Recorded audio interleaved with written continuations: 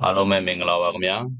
ကျွန်တော် BEC Computer Online Training ရမည်ကျေးဇူးပါတယ်ကျွန်တော်ဒီတခါမျှဝေပေးသွားမယ့်အကြောင်းအရာကြတော့ကျွန်တော်တို့ကွန်ပျူတာတွေထဲမှာထည့်သွင်းထားတဲ့ဒီ software တွေကိုကျွန်တော်တို့မလိုအပ်တဲ့အခါမှာပြန်ပြီးတော့ uninstall ပြန်လုပ်ချတဲ့နည်းကိုမျှဝေပေးမှာဖြစ်ပါတယ်အဲ့ဒီလုပ်တဲ့နည်းကတော့ကျွန်တော်တို့တော်တော်လေးလွယ်ကူတယ်ပေါ့နော်အများစုကတော့သိထားပြီးသားဖြစ်ပါတယ်ဒါပေမဲ့အခုမှကျွန်တော်တို့ကွန်ပျူတာကိုစတင်အသုံးပြုမဲ့သူတွေအတွက်ရည်ညွှန်းပြီးတော့ဒီဗီဒီယိုလေးကိုပြုလုပ်ပေးတာဖြစ်ပါတယ်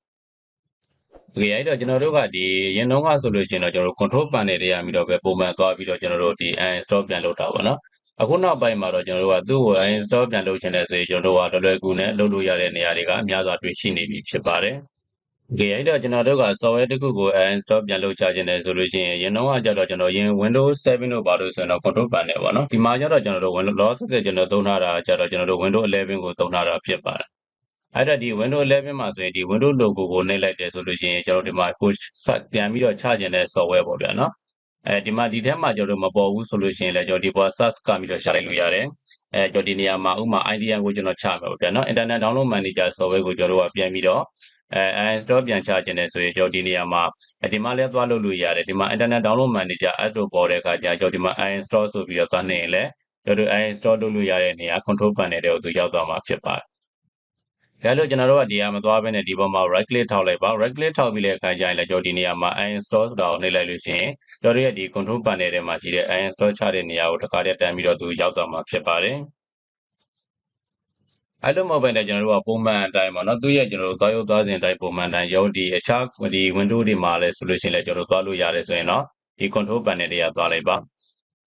Windows 7နဲ့ Windows 10ဆိုရင်တော့ကျွန်တော်တို့ကဒီ logo ကဒီဘက်ထင်တာမှရှိတယ်နော်တကယ်လို့ကျွန်တော်တို့ကဒီ control panel ကိုအခုလိုမျိုးမတွေ့ဘူးဆိုရင်ဒီပေါ်မှာလည်းကျွန်တော်တို့အဲ့ဒါသွားရိုက်လို့ရတယ် control ပေါ့ဗျာနော် COM ဆိုရင်ကျွန်တော်တို့ကဒီနေရာမှာ control panel ဆိုပြီးတွေ့ရမှာဖြစ်ပါတယ်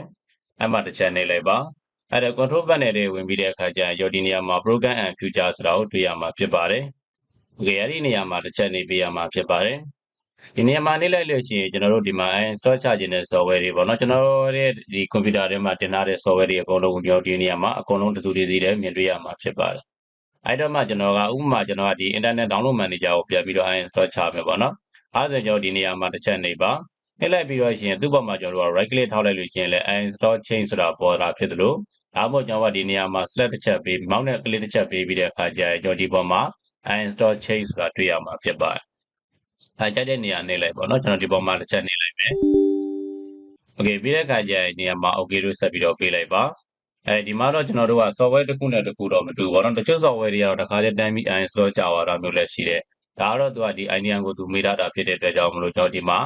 default အနေနဲ့ပဲ uninstall ချမလားဒါမှမဟုတ်ကျွန်တော် fuse အနေနဲ့ချမလားပေါ့နော်အကောင်းဆုံးကတော့ကျွန်တော်တို့ကဒီလိုမျိုးမေးလာခဲ့တယ်ဆိုလို့ရှိရင်ကျွန်တော် fuse အနေနဲ့ရွေးပြီးတော့ uninstall ချပေးရမှာဖြစ်ပါတယ်တကယ်လို့မဟုတ်ဘူးဆိုရင်သူကကျွန်တော် default အနေနဲ့ဆိုဒီကျွန်တော်တို့ရဲ့ဒီ computer ထဲမှာသူ့ရဲ့ file အကျွင်းကြံနေချန်နေခဲ့တယ်နော်အဲ့လိုကြံတဲ့အခါကျရင်တော့ဘာတွေဖြစ်တတ်လဲဆိုတော့ကျွန်တော်တို့အများဆုံးအဓိကဖြစ်နိုင်တဲ့အကြောင်းရတော့ကျွန်တော်တို့ကွန်ပျူတာထဲမှာမလိုအပ်ပဲအမှိုက်တွေဖြစ်နေတာပေါ့နော်စက်ကိုပို့ပြီးတော့လေးလံစေတဲ့အမှိုက်တွေဖြစ်နေမှာဖြစ်ပါအားကြောင့်မလို့ကျွန်တော်ဒီနေရာမှာ software ကို install ချတဲ့အခါမှာဒီ fuse တဲ့နေရာမှာထားပေးပါပြီးရင်ကျွန်တော် next ဆိုတာကိုဆက်သွားလိုက်ပါနော်finish ဆိုတာကိုပဲနှိပ်ပေးလိုက်ပါဒါဆိုသူ uninstall ချသွားတာကိုတွေ့ရမှာပေါ့နော်ဒါကတော့ကျွန်တော်တို့ uninstall ချတဲ့နေရာမှာလည်းပဲဘယ်လိုပေါ်လဲဆိုတော့ကျွန်တော်တို့ဒီ